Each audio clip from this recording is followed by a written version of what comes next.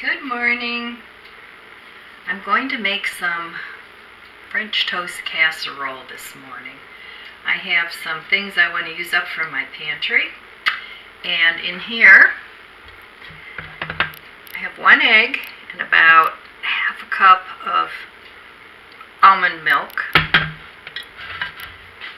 And over here, I have about 2 cups of stale bread that I've had in the refrigerator. So this happens to be a loaf of homemade sourdough bread. So that's what I'm using today. And this is very simple recipe. And what I'm going to do is I'm just going to whisk up the egg and the milk. And I have a little casserole dish here because I'm cooking for 1, even though this will make 2 servings for me. But, you know, you can double this, triple it, whatever you need for your family. So I'm going to mix that egg in there real well with the almond milk.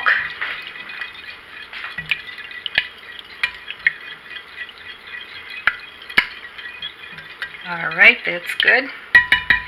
And for me, you can add sugar, I would say about 2 tablespoons. But I'm going to put some stevia in there because I'm trying to cut on some calories. So this is like, I think, a 1-to-1 ratio on the stevia. So it's, you know, pretty sweet. And I'm going to put in a little less than a tablespoon. So that would be like maybe a couple teaspoons. And then I'm going to taste it. I'm going to call that good. I would say a couple teaspoons, at least for now. And then I'm going to put in a little tiny pinch of salt. So that's good. You don't want too much, but salt will bring out the sweet flavor of things. So I'm going to just mix this up. And then I'm going to give it a taste because I usually don't cook with stevia. But like I said, I wanted to try something a little different, a little less calories with all the bread and the carbs.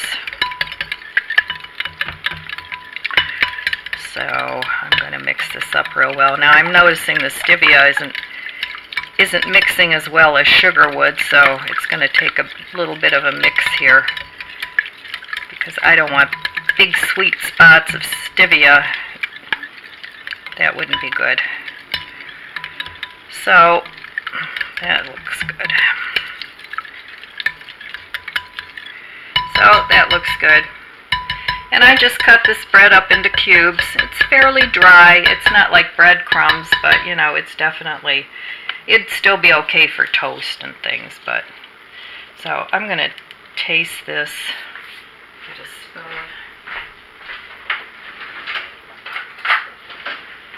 And just to see if it's sweet enough.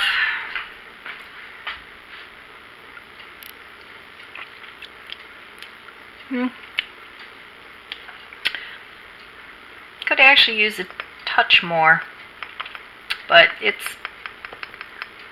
don't like it too sweet because I'm going to put a little maple syrup on it, but just a little bit more would be good.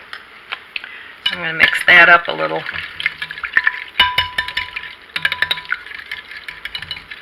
Okay, call that good.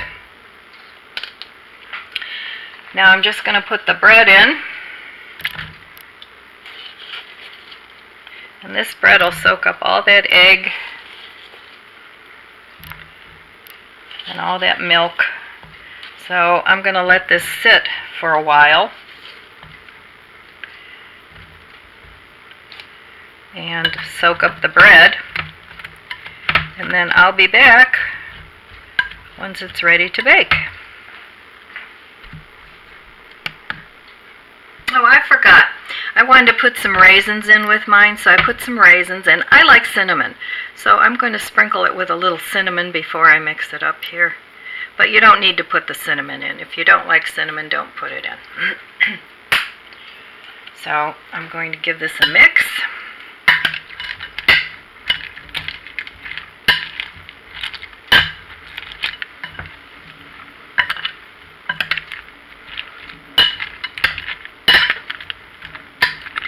then I'm going to let that sit and let the bread soak all this up. So this is what it'll look like before the bread soaks it up. See that? But it's a quick, easy breakfast, and if you have some stale bread that's left over, like I said, I'm trying to cook from my pantry, so I'm trying to use up what I have. And I only had 1 egg left today, so I wanted to use that up. And I had this stale bread. Now what else I could do with this bread, and I might do this later, maybe I'll make a video about that, but it's really pretty simple. I'm probably going to cut this bread up. You can see that. And I'm going to maybe make some croutons, because I have a lot of salad fixings. So I'm going to try that later and make a few croutons. So, okay, I'll be back. Okay, I'm back. I cut up some more croutons here, or some more bread, and I'm going to make some croutons. So I just have a baking pan here, and I have some, this is garlic butter canola oil. It's Winona Pure. I got it on Amazon. That's what I'm using. But you can use any cooking spray you have, olive oil, whatever, but I like this garlic butter. So I'm going to spray these with the garlic butter, and then I'm going to season it with some roasted garlic and herb. This is Stone Mill. I don't remember where I got this, but you can get garlic and herb seasoning anywhere.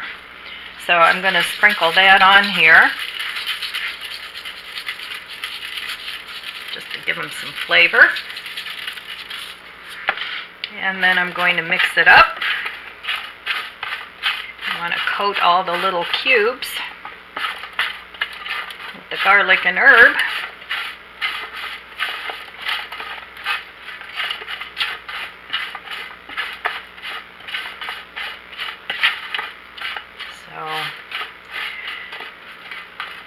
There you have that. I'm going to add a little bit more. And this doesn't add any calories. Yeah, it's 0 calories, so a little more of that. And you can put, you know, some cheese on here if you have like dried cheese, anything like that. You can put that on there, but I'm going to call this good. And I'm going to have a salad later for dinner. I have a lot of salad fixings. So then you're going to bake these in a 350 oven until they're nice and dry and crunchy. Keep an eye on them so they don't burn. And give them a toss every now and then so they brown all over. So I'm going to stick those in the oven. And my casserole here, it's starting to look pretty good. There isn't too much liquid left on the bottom, but I'm going to let that sit until it's all absorbed. And then I've got this little neat trick that I discovered. I was always throwing out mushrooms. You know, I left them in the plastic and everything. But now what I do is I take the plastic off and I use whatever I'm using, and once then they start to dry up, and these are really dry, and I can make mushroom powder or rehydrate them, and I don't throw mushrooms away anymore, but all I do is leave them open in the refrigerator, and the refrigerator does the dehydrating for me, and it's worked out great. I don't throw my mushrooms away anymore, and they don't get slimy and icky. Now every couple days I'll go in there and I'll give them a toss so that the ones on the bottom you know, don't get mushy or anything. But this works great. I've been doing this for a long time. So that's a little hack if you always have mushrooms left over and you don't have a dehydrator and you don't want to put them in the oven. Just leave them open in the fridge, and they'll the refrigerator will dehydrate them. And you know, I make the mushroom powder for cooking or rehydrate them and use them. So that's a little tip I have. So I'm going to go ahead and bake my croutons, and I'll be back when it's done. Well, here are my croutons, all done, nice and crunchy, and I'm going to let them cool off, and then I'm going to store these in the refrigerator so they stay fresh, and that's what I'll have on my salad tonight. So I'm getting ready to pop my little casserole in the oven, and I smushed it down a little bit so that all the bread is submerged. And I would recommend at least soaking it for a half an hour, if not overnight. Overnight would be good too in the refrigerator. So what I'm going to do now is I'm just going to sprinkle it closer here. Sprinkle it with a little bit more cinnamon because I like cinnamon. Like I said, if you don't like it, you don't have to put it on at all. But I like cinnamon, so I'm going to sprinkle with a little of that. And I chopped up some pecans I had, and I'm going to put those on top. And I also had a little handful of blueberries left that I wanted to use up. Mine were frozen, but if you have fresh, you can put any fruit in here that you want. But that's what I did. So I've got some raisins in here and blueberries and pecans. And then I'm going to just spread it out a little bit so we get all the deliciousness in every bite. Okay, and then I'm going to pop this in the oven, and I'm going to put it in at 350. I'm not sure yet how long it's going to take to bake, but I'll let you know that when it's done. Okay, my friends, it's done. So it looks good. I baked it at 350 for 30 minutes, and that's what it looks like. So I'm going to let it sit for a few minutes and cut into it and plate it up. So here's what it looks like on the plate.